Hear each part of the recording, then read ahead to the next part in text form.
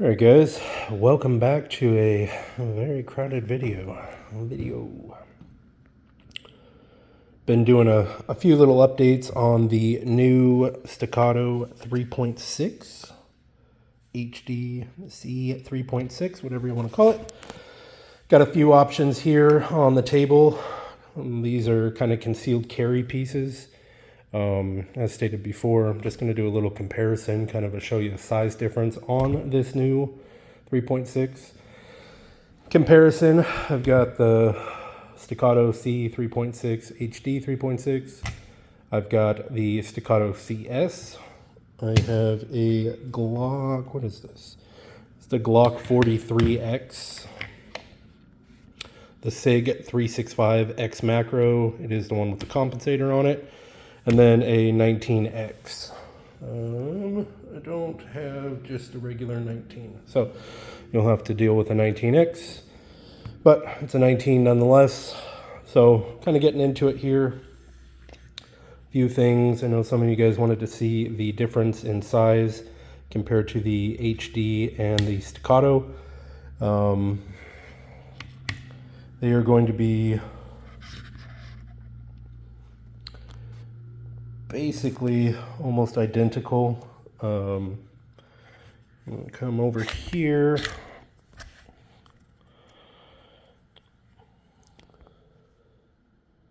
See the CS on this side and the HD on this side. The HD 3.6 is thicker in the grip. So it feels wider and it feels thicker here. The CS is a very slim, great fitting gun, especially if you have kind of a smaller average or a medium-sized hand. Even large-handed shooters really like the way that this feels. This is a proprietary magazine. It takes their 15-round magazines. You can run the Staccato C magazines, which are 17, but they are an extended magazine and there's no base plate to stop it, so you could damage some of the internals if you're being super rough with it. Over here, obviously, you got the HD 3.6. It's going to be thicker and also longer in the grip. It doesn't fit me as nicely. One thing that I do appreciate about this is it does have a little finger shelf here. You can put your thumb,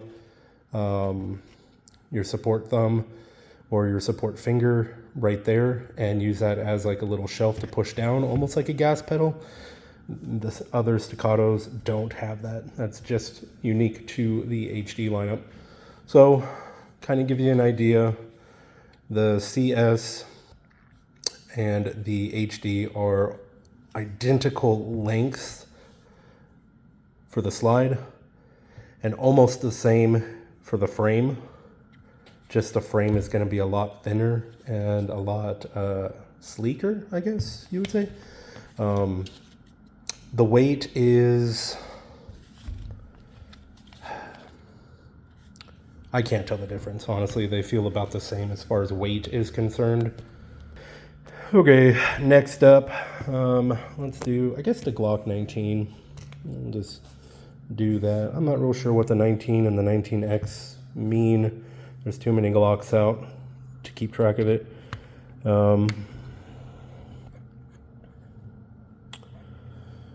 So that's it sitting on top.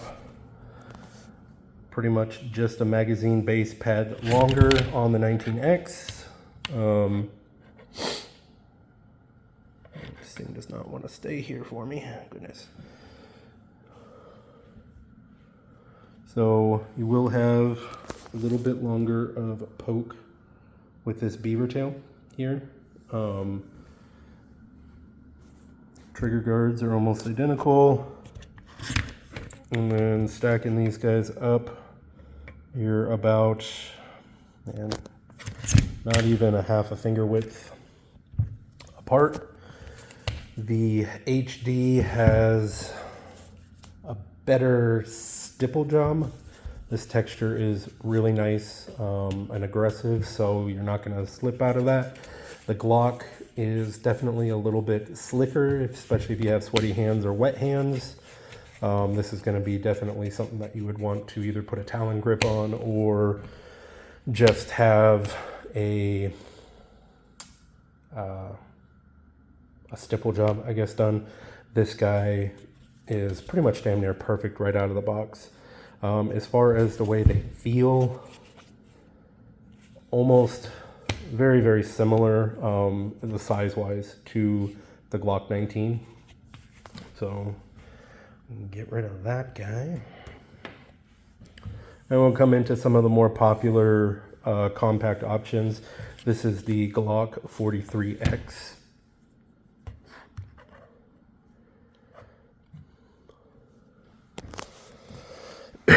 Pardon me. So you can see they're darn near almost identical.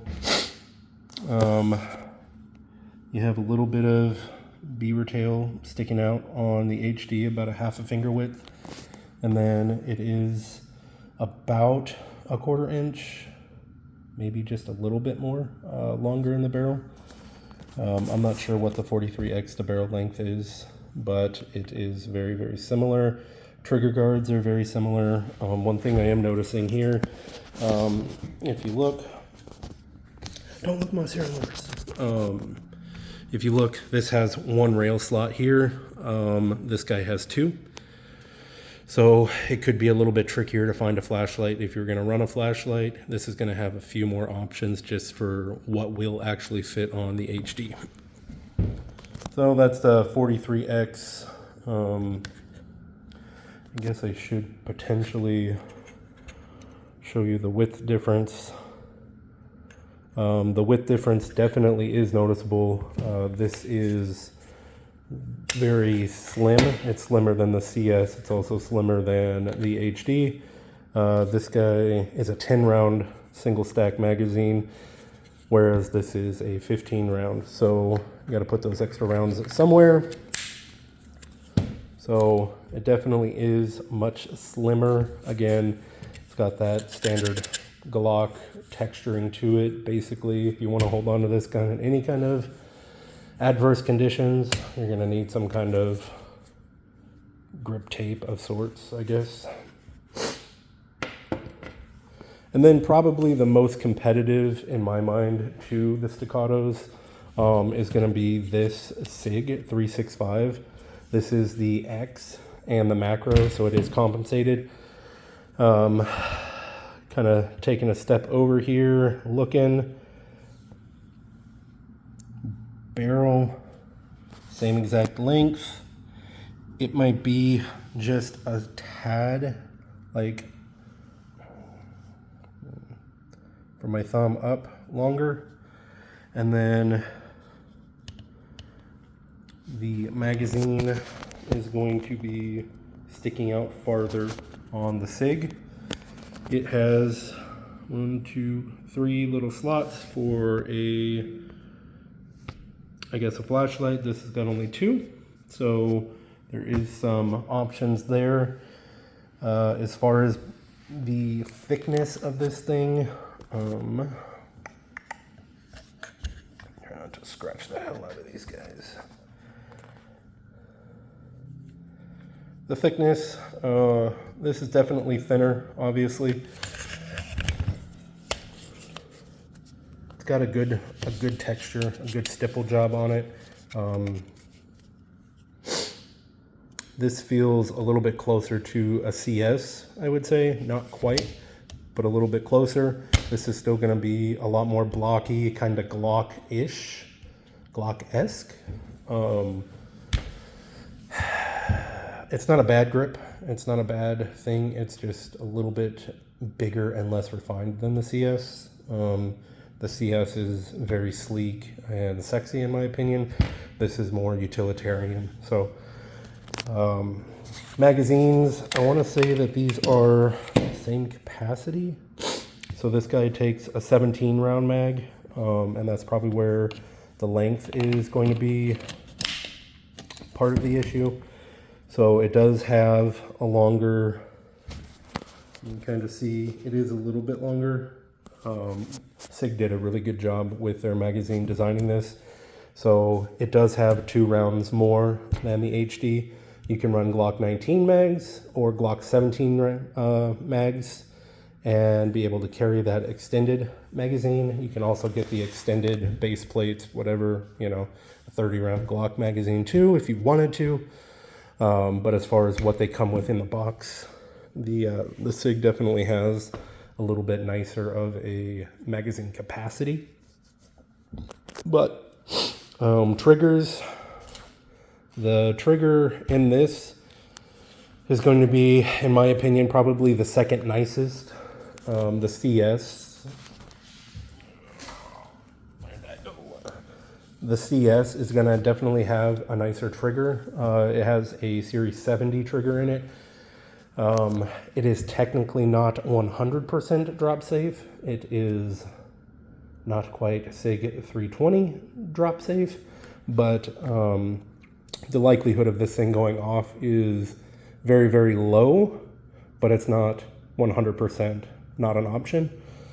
So that is something to consider. You know, if this thing falls, it's like muzzle down, it could have enough inertia to defeat the mechanisms and drop the hammer. It's got to be a very specific way. There is a drop test done by a couple guys who get paid for their channels. You can check those out.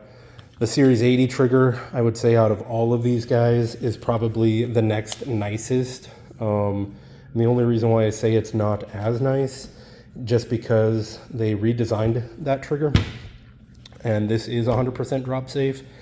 They have a plunger, basically, that you have to take up. You're compressing that safety plunger before the hammer drops. Boom. Before the hammer drops. So you do have a little bit of sponginess in this trigger.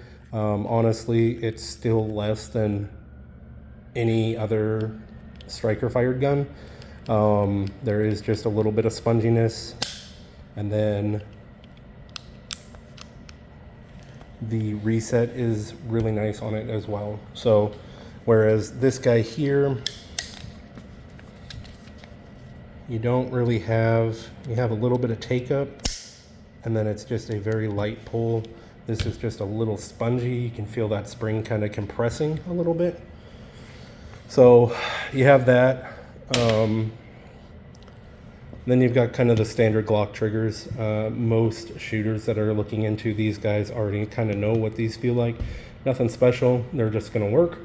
The SIG has a nice trigger. It is not comparable to either of these. I would rate these for triggers and just trigger feel. This would be my first. This would probably be a close, well, this would be a second for sure.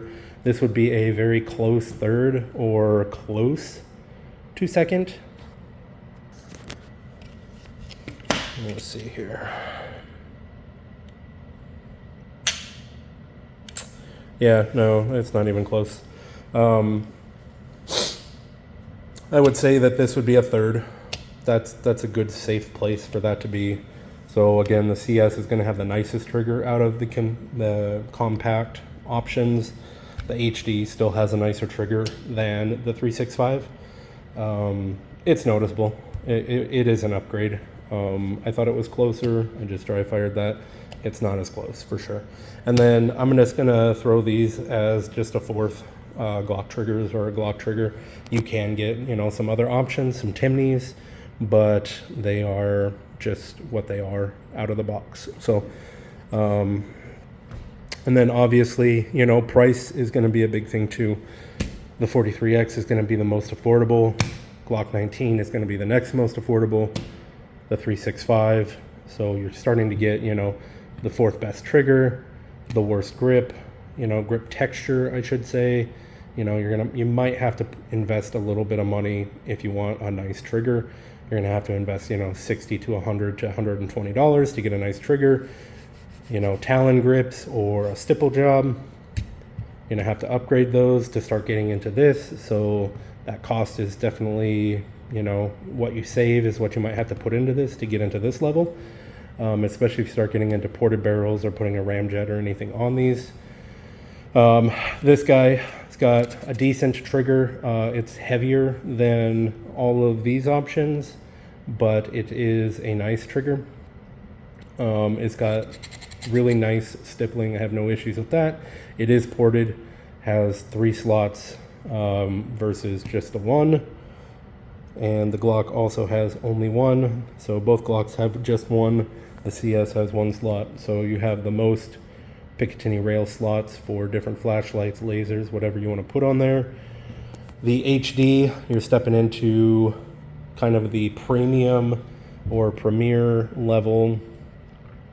I would say this is the entry into a premier level concealed carry option. It's not going to be quite as refined. This is going to be a hard use concealed carry gun. What you would expect a battle pistol to be. It's going to shoot good. It's going to shoot great. A lot of people are going to pick this up and go, man, this is a really, really nice pistol. If you buy this and shoot this, it's going to outperform these guys 100%. If you buy this and want to go to this, you're going to notice that this is a Ferrari, this is a Corvette. They're both going to be very high performance machines, but you start getting into the finer details. This is just going to be a little bit more sophisticated, a little bit more classy. It's going to feel a little bit more finished. They're both going to perform very well. They're both going to be neck and neck on accuracy. And just, I guess, the way that they fire, the recoil impulse are going to be pretty similar. You're just going to have a little bit sleeker, a little bit sexier of an option here. This is just going to be a workhorse, something that you're not afraid to carry, something that you know is going to go bang. If you drop it, you know that it's not going to go bang. And it is just set up. It's fully ambidextrous. That is the only one of these guns on the table that is fully ambidextrous. Swapping out the magazine release is super easy if you wanted to go from left to right or right to left. So you could set that up. It is not easy. I'm sure it's possible, but it is not easy to do with these guns. And I don't know if it's possible with this gun, but it is not fully ambidextrous with the slide lock either way. So it's a trade-off a little bit. But that is just a quick little rundown, guys. I appreciate the love on the channel. If you guys want to see anything more, I'll probably bring my GoPro in, so I'm not doing it on my phone all the time. But yeah, it's just a look.